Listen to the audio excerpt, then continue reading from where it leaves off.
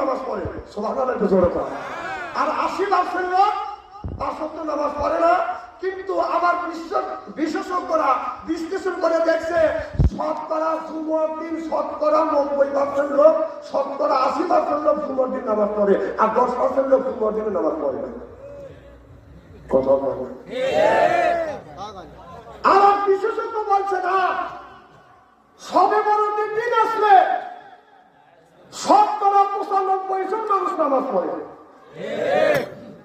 আমার বিশেষজ্ঞ বলল যে না, ঈদুল আজহা তারিখ দেখা গেল যে সবে বড়দিন দিন 90% লোক নামাজ পড়ে, আর 10% লোক নামাজ পড়ে না। আছে না নাই? আর বিশেষজ্ঞ বিশ্লেষণ করে বলতেছে না, ঈদুল আজহা ঈদুল ফিতর আসলে শতকরা আপনার 85% লোক নামাজ পড়ে, আর 5% লোক পড়ে না। মানে যে 5% লোক আপনার জুমার দিনও পড়ে না, সবে বরাতেও পড়ে না, ঈদের দিনও পড়ে না, ও কি মানুষ বিচার আপনাদের কাছে দিলেন।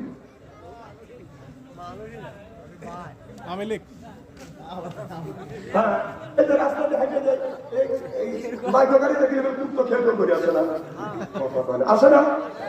আগে মানুষ করে কুত্তো খেয়ে করে দেখে লিগ, এটা লিগের বলা কথা বল।